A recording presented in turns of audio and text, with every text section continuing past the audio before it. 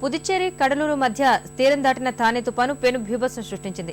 వర్షానికి తోడు బలమైన ఈదురుగాలుల ధాటికి భారీ వర్షాలు, విద్యుత్ స్తంభాలు నేలకొరిగాయి. ఇళ్లు కూలి 33 మంది దుర్మరణం చెందారు. వాయు, రోడ్డు రవాణా వ్యవస్థకు తీవ్ర అంతరాయం వాటిల్లింది.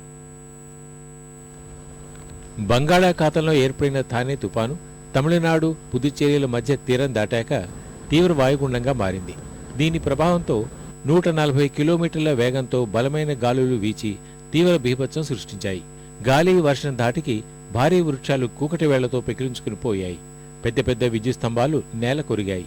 చాలా ప్రాంతాలు విద్యుత్తు లేక అంధకారంలోకి వెళ్లాయి.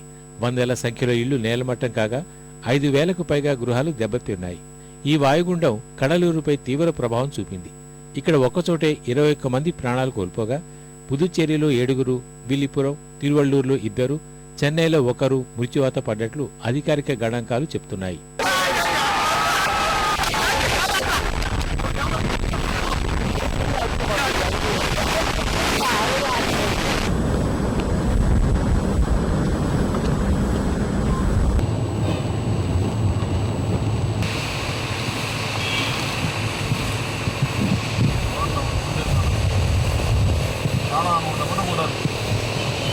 తానే ప్రభావంతో పలుచోట్ల రోడ్లు కొట్టుకుపోగా రైళ్లు, విమానయానానికి కూడా ఆటంకం వాటిల్లింది.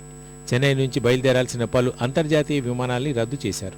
మరికొన్నింటికి బయలుదేరాల్సిన సమయాల్లో మార్పులు చేశారు. దక్షిణ రైల్వే కూడా పలు మార్గాల్లో రైళ్ల రాకపోకల్ని నిలిపివేసింది.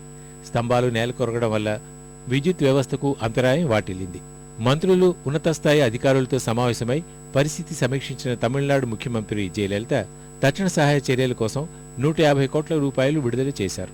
ఆశ్రయం కోల్పోయిన వారికి, తుపాను కారణంగా నష్టపోయిన వారికి తగిన సహాయం అందించాలని కలెక్టర్లను ఆదేశించారు. భారీగా దెబ్బతిన్న 4 జిల్లాల్లో సహాయక చర్యల్ని పర్యవేక్షించాలని మంత్రులకు సూచించారు.